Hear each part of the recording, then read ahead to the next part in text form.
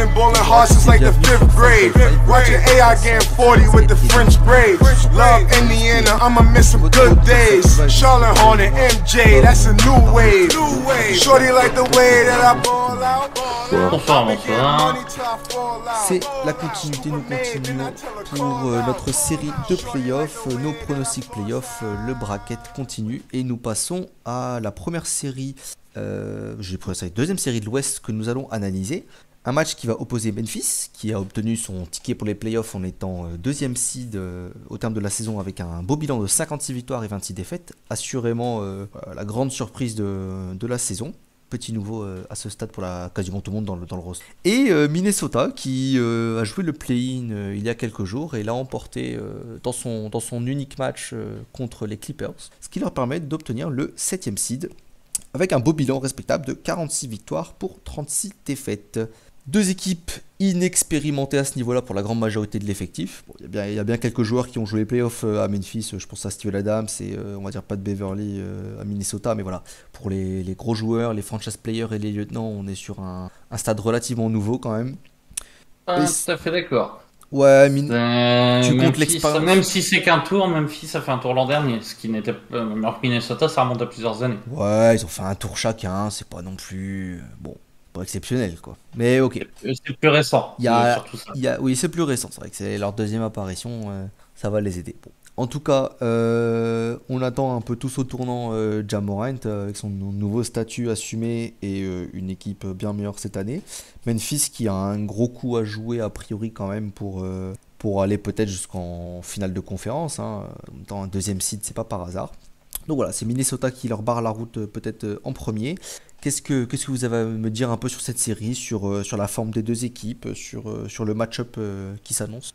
Pour ma part, je vois Memphis assez largement au-dessus. Assez logiquement, ils font 10 victoires de plus, c'est pas pour rien. Memphis, c'est une équipe qui est top 5 en attaque et en défense. Donc, ce qui me paraît être un prérequis pour être une très bonne équipe, de ne pas dépendre que d'un seul côté du terrain. Il y a un manque clair de seconde option dont j'avais parlé plus tôt dans la saison, mais il y a un nombre élevé de joueurs qui peuvent mettre 15-20 points en revanche, ce qui est quand même dans une série de playoffs un critère important à mon sens. De l'autre côté, Minnesota, je vois 3 joueurs également capables de peser, mais par contre, il y en a au moins 2 sur 3 que je vois extrêmement streaky. Donc, j'avais déjà donné cet argument et ils m'ont fait mentir pour le play-in, mais sur une série de playoffs, moi, D'Lo et encore plus Edwards, même s'il fait une saison magnifique, que c'est le franchise player cette année, je les vois pas être performants sur la longueur d'une série. Alors, déjà, tu vois, quand tu dis 3 options à Minnesota, moi j'ai du mal. Parce que, oui, en saison régulière, ok, t'as Russell, t'as Edwards, t'as Karl Anthony Towns. Enfin, le Karl Anthony Towns de playoff, comment dire, à part tenter des shoots pourris au périmètre, c'est pas faire grand chose. Ah, si, des fautes offensives. Donc, déjà, ça limite pas mal. Honnêtement, pour moi, Memphis est quand même pas mal au-dessus. Parce que ils sont non seulement, comme tu disais, il y a 10 wins de plus, mais 10 wins de plus en ayant ton franchise player absent pas loin de 20 matchs, je crois.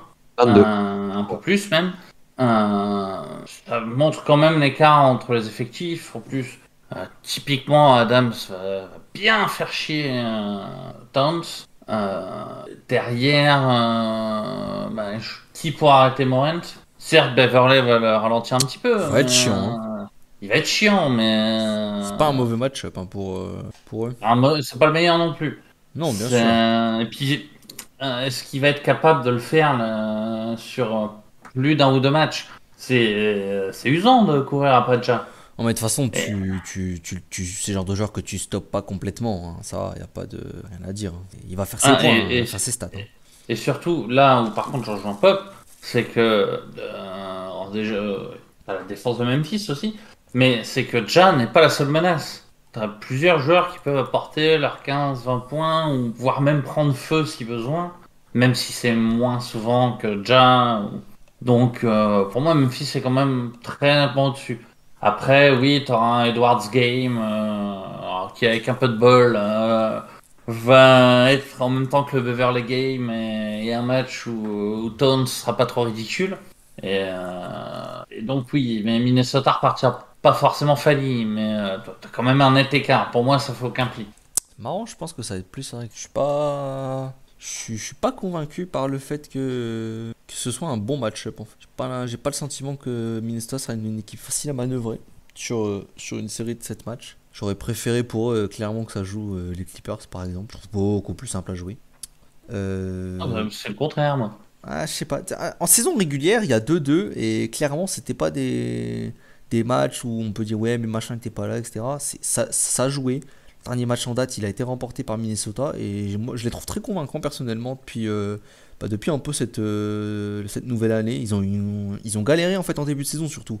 Novembre, décembre, il y a eu des grosses séries de défaites. Mais depuis la nouvelle année, depuis février, mars, avril, tout ça, ça tourne. C'est une équipe qui gagne beaucoup de matchs.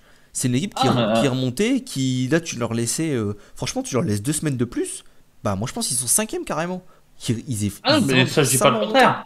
Je dis pas le contraire. Et moi je suis même très content de les voir en playoff, et pas que parce que j'apprécie Sota sur le forum.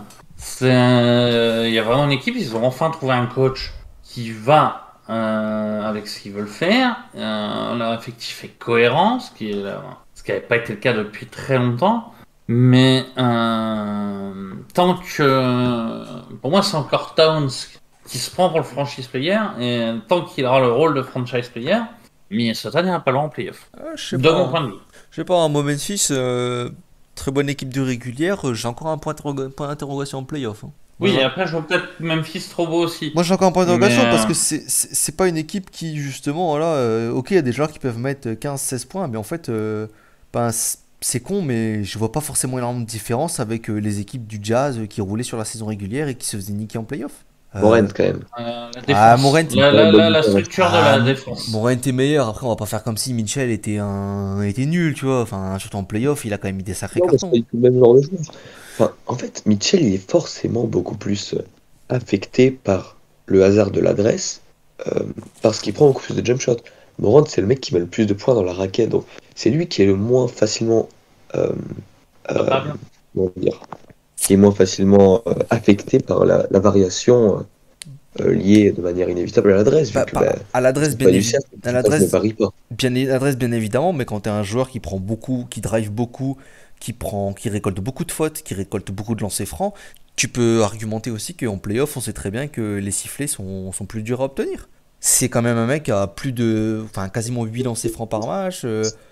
Sauf quand t'es une superstar. Et cette année, il est quand même pas mal rentré dans l'imagerie. C'est une superstar. Non, évidemment, les superstars ont moins de lancers qu'en régulière. James Harden, ils en ont plus que la moyenne. James Harden en a beaucoup moins tous les ans. Hein. Pourtant, je pense que personne ne conteste que c'est une superstar. Hein. En même temps, Harden, sa spécialité, c'est d'obtenir des lancers quand c'est lui qui fait faute en régulière. Donc, non, mais le truc, c'est que je dis pas qu'il va se ramasser. Je dis pas qu'il va se ramasser. Moi, je dis juste que sa production offensive peut être légèrement en baisse, de par la défense, de par le fait de jouer en playoff. Et derrière, je ne suis pas convaincu par les autres options offensives de Memphis pour des matchs de haute tension comme ça en playoff. Alors, Minnesota, c'est pas non plus l'équipe à battre dans la conférence Ouest, mais moi je trouve ça joue sérieux des deux côtés du terrain. Offensivement, il y a beaucoup d'armes, et t'as quand même surtout trois mecs qui peuvent scorer beaucoup. Alors, pas forcément en même temps, ce serait trop beau pour être vrai, mais t'as 3 gros scoreurs, t'as Beasley qui est capable aussi de sortir des gros matchs. Je demande à voir. Vraiment, je demande à voir. Je pense que ce sera pas si simple que ça. Je me trompe pas. Après, sur les 3 gros scoreurs, t'en as un qui a fait une série de playoffs à 35% et l'autre à 46% alors que c'est à l'intérieur. Enfin, les deux, c'est pas fameux non plus. Série de playoffs, dans les deux cas, ils n'ont pas été aidés parce que jouer les Sixers ou jouer la meilleure équipe de 2018, c'est 2 match-ups compliqués, mais ils n'ont pas convaincu dans les 10 match-ups compliqués. Et Memphis, ça sera un match-up compliqué également en fait. Hein. Non mais totalement, de toute façon ils sont pas deuxième site par hasard. Hein. C'est pas une équipe qui est arrivée deuxième de sa conférence par magie. Hein. Mais... Par contre, excuse-moi, vas-y, finis ta phrase. Mais je pense qu'il faut pas oublier que c'est, on va dire aujourd'hui, être deuxième de conférence à l'Ouest, c'est pas pour moi le même niveau que deuxième de conférence il y a quelques années encore. Il y a une baisse de niveau assez évidente quand même dans la conférence, parce que je pense qu'on est d'accord pour dire qu'à l'ouest, il y a Phoenix qui survole les débats, il y a Memphis qui se pose un peu derrière, et après il y a quand même beaucoup de points d'interrogation. Hein. Golden State point d'interrogation, Dallas point d'interrogation, Utah on n'en parle même pas, Denver le mec est tout seul. Enfin voilà, c'est une conférence complètement détruite après 2 équipes. 56 victoires c'est très bien, je dis pas que c'est une équipe non plus qui aurait fait 40 victoires il y a 5 ans, mais ça m'impressionne beaucoup moins et ça me laisse bien avec des points d'interrogation en playoff. Et peut-être qu'ils leur mettront 4-0, peut-être qu'ils leur mettront un gros sweep avec plus 30 à chaque match. C'est tout à fait possible. Par contre, je reste pas convaincu. Par contre, tu vois, même si je considère que Memphis écartera relativement facilement Minnesota, je pense pas qu'il y aura de blowout ou ça va être des matchs sympas à voir en plus, je pense, où ça va se la donner des deux côtés du terrain, dans les deux équipes. Je pense juste qu'en termes de talent, à l'instant T, Memphis est supérieur. Et porté en plus par une meilleure dynamique, je pense. Doc, est-ce que tu veux parler un petit peu de la série?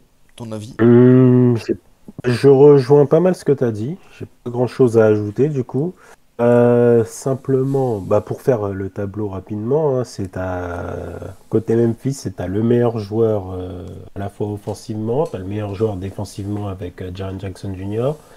Niveau coach, je pense que c'est aussi supérieur. C'est en tout point, t'aurais envie de dire c'est un 4-0, mais à côté de ça, si d'un côté c'est Morant qui a été tout simplement incroyable cette saison. De l'autre côté, Edwards, j'arrive toujours pas à le placer. Quel est son plafond? Est-ce que c'est vraiment un gars qui porte son équipe? Et donc, cette série, justement, va être intéressante pour ça. Et t'as 2 équipes qui se ressemblent assez, dans le sens c'est des équipes jeunes, qui sont assez fortes à domicile, ce qui donnerait pour moi une série au final assez serrée. Après, je sais pas si t'as regardé le match d'hier, Doc, mais je pense qu'Edwards a commencé à répondre sur son importance chez... Ah oui, non, mais ça, moi, j'ai fait un moment initialement, un petit peu en trop long à moitié par rapport à Towns. J'en parle comme le franchise player, mais en disant ça, j'y pensais vraiment, dans le sens, il va s'imposer. Parce qu'on a vu que Towns, c'est un très bon joueur, mais c'est pas un leader. C'est pour faire un parallèle dans une autre équipe, côté Brooklyn. T'as Kyrie qui est excellent, c'est rien à dire sur le joueur de basket. Et quand c'est lui ton numéro 1, c'est un problème. Ouais, je suis assez d'accord. Mais c'est pour ça que je disais que le problème, c'est que pour l'instant, Towns se prenait encore pour le franchise player et que tant que les clés ne seraient pas données à Edwards, Minnesota ne passerait pas le premier tour de mon point de vue. Écoute, je pense que les clés seront déjà à Edwards cette année. Hein. Oui. Ouais, je pense que les clés sont données là. En plus, ça se voit, ça s'est vu au match de play-in. Hein. C'est Edwards qui prend tous les shoots. C'est son profil. Ouais, mais Edwards prend tous les shoots parce que Towns, il sort 6 minutes avant la fin du match parce que trop de fautes. Ouais, après parce que c'est style de joueur. Il aurait peut-être eu plus de shoots après. Les shoots auraient été peut-être mieux répartis. C'est aussi le style de jeu d'Edwards, hein, de façon de shooter beaucoup, enfin de prendre beaucoup d'actions offensives et tout. C'est un score, hein, en fait. Bien sûr, bien évidemment. Parce qu'on parlait de joueurs, Donovan Mitchell, je trouve que c'est pas une comp très éloignée. Hein, c'est des joueurs qui ont des gros volumes. Hein. Ouais, je suis d'accord. Sachant que Edwards défend de l'autre côté, hein, quand même. Oui, alors que Spida, c'est pas trop ça cette année. Après, c'est pas le même build, hein. C'est pas la même taille, c'est pas la même condition physique. Ça, après, même si Mitchell fait vraiment pas d'effort. Il pourrait. Hein. Non, il pourrait, non, mais il fait pas d'effort. Mitchell fait pas d'effort. Mais ça reste un guard undersized. Ça reste un mec, de toute façon, qui va rendre des centimètres quoi qu'il arrive. Déjà, Edward, il est plus grand, plus massif. Il a plus de facilité, forcément, de ce côté-là de la défense. Même si t'en branles un peu moins une, tu vois, on va dire que t'as un talent naturel, t'as un physique naturel qui va t'aider dans tous les cas. Edwards, j'ai l'impression qu'on n'en parle pas trop parfois, mais physiquement, le mec c'est un fric, hein. C'est absurde le physique du mec, hein. La combinaison taille, vitesse, poids. C'est pas pour rien que 9 fois sur 10, quand je tombe sur un top 10, il est dedans. Non, mais athlétiquement, c'est n'importe quoi comment le mec est trop fort. Hein. Ah oui, c'est une dinguerie. Mais comme dans le même genre, t'as Bridges, Charlotte. Hein. Après, tu vois, je pense que c'est une série où, selon le déroulé, c'est peut-être la série qui va officialiser aux yeux de tout le monde ce passage de bâton. Towns qui est relégué au plan de lieutenant et Edwards qui est officiellement le franchise player. Ça va dépendre des performances de Edwards, mais c'est le genre de série qui peut définir clairement la hiérarchie dans l'équipe pour les années à venir. Ce serait potentiellement la meilleure chose possible pour eux. Je pense aussi. Je pense que Towns a bien montré que même s'il était un excellent joueur, il n'était pas un leader. Il n'était pas capable de... De toute façon, quand tu es un big offensif qui défend quand même pas super bien, enfin en tout cas qui n'est pas élite de l'autre côté du terrain, c'est dur de porter une équipe de toute façon aujourd'hui. Tu portes plus une équipe en étant un très très bon big juste en attaque. Là, c'est... Disons qu'il pourrait, si il gardait ses pourcentages de saison régulière à peu de choses près. Là, jusque-là, à chaque fois, ça s'effondre. Donc, c'est pour ça. Hein. Après, il y a une série de play. Il y a 5 matchs de playoff et un match de play-in. On va pas l'enterrer trop tôt non plus. C'est pour ça que j'ai dit jusque-là. Voilà. C'est un peu de son fait aussi, s'il y a si peu de volume, quoi. Un peu trop caricatural en playoff. Un peu trop à camper sur la ligne à 3 points. En tout cas, là, quand il avait fait sa série, un peu trop campé sur la ligne à 3 points en fait. Alors qu'offensivement, en termes de palette technique, on est sur le meilleur big pour scorer de la NBA normalement. Mais tu vois, j'en discutais avec Gugur, c'est exactement ce qu'il disait après le match d'hier. Putain, il a passé son temps au périmètre, ce con. Ah ouais, non mais des fois, Vucevic en playoff, j'ai trouvé qu'il était pareil des fois. Les mecs deviennent des caricatures d'eux-mêmes parfois. Ils sont campés derrière la ligne à 3 points et ils ne bougent pas. Oui, il faut laisser de la place aux autres joueurs à l'intérieur, mais Towns, putain, t'as un niveau offensif, même au poste, qui est vraiment fort. Mais joue un peu dedans, quoi. Joue un peu dedans. Ah, c'est marrant, j'ai un supporter de Dallas à propos de Porzingis. C'est exactement ce que j'étais en train de me dire en plus en parlant. Je me dis, putain, c'est exactement la déception de Porzingis. Mais Porzingis. Towns, c'est quand même plus de matos, quoi. Ouais, voilà. C'est pas trop faire. Ouais, Porzingis, voilà. Towns, c'est encore plus. Les deux sont soft au final. Ouais, c'est ça aussi. Hein. J'aime pas dire que les joueurs sont soft, mais bon. Le mec veut pas se faire mal. Hein. Pour le coup, face à Adams, alors là, c'est sûr qu'on peut déjà l'acter. Ça va envoyer 15 3 points par match. Hein. Après, bon. Il m'étonne. S'il en met 7, c'est rentable. Hein. Ah ben, c'est sûr. Hein. Je veux dire, Adams. Il est capable. Hein. Parce que, déjà, d'un point de vue talent, il est capable. Mais Adams, c'est pas le meilleur big pour ressortir non plus sur l'extérieur. Hein. Mais voilà, là, contre Memphis, faire ça. Tactiquement, c'est cohérent. Faire ça contre les Clippers, où la raquette hier, c'était quoi? C'était Zubac Batum? Pitié, non, enfonce-les à l'intérieur, bordel. Je sais pas, ils ont vraiment un sens tactique aussi nul, les joueurs, ou c'est moi qui suis un grand coach en devenir? Après, faut voir comment Memphis va gérer sa défense. On verra bien. Hein. Je veux dire, concrètement, Adams, il pourrait être sur Vanderbilt, ça me choquerait pas non plus. Hein. T'as un kangourou rebond offensif à gérer. Quand je vois les box-out de Jaren Jackson Jr., je suis pas rassuré. Hein. Après, oui, de toute façon, c'est l'avantage. Tu peux avoir un Jaren Jackson Jr. qui suit Towns et Adams qui s'occupe de Vanderbilt. Les deux ils sont capables de le faire comme ça. C'est sans doute la meilleure option d'ailleurs. Ouais, je sais pas. Je pense qu'ils vont le garder je pense qu'ils gardent Jaren Jackson Jr. sur Vanderbilt pour avoir ce second rideau quand même. Puisque Vandy va jouer dans la raquette, je pense qu'ils vont quand même le garder là. Comment dire? Ça peut être aussi circonstanciel. Ça peut être. Tiens, il vient à l'intérieur. Steven, tu t'en occupes parce que c'est toi le plus à même de stopper Towns à l'intérieur quand il joue dans la raquette. Mais tiens, il s'écarte. Bon, je vais le prendre. Toi, tu prends Vanderbilt. Oui, après, de toute façon, Adams, il joue quand même qu'une petite vingtaine de minutes par match. Hein. Il y a beaucoup de il y aura beaucoup de raquettes Clark Jackson sur le terrain aussi. Hein. Oui, après, tu auras des adaptations. Peut-être qu'il jouera 20 minutes au premier match. Ils vont s'apercevoir que, en fait, c'est bien, donc on va le mettre 30 minutes. Bah non, c'est trop. C'est le principe des playoffs aussi de s'adapter à chaque match. On va passer au petit pronostic. Réa, je te donne la main en premier pour Memphis, Minnesota. 4-1. 4-1, Memphis, Pop. 4-1, Memphis. 4-1, Memphis aussi, Doc. 4-3, Memphis. 4-3, Memphis pour Doc. Et j'ai pareil, 4-3, Memphis. 4-3, Memphis, un bon petit game 7 pareil. C'est couillu, mais bon, pourquoi pas. Je vois bien 6 matchs quand même, mais j'aimerais bien un 7ème. Voilà, qui conclut du coup notre petite preview pour Memphis, Minnesota.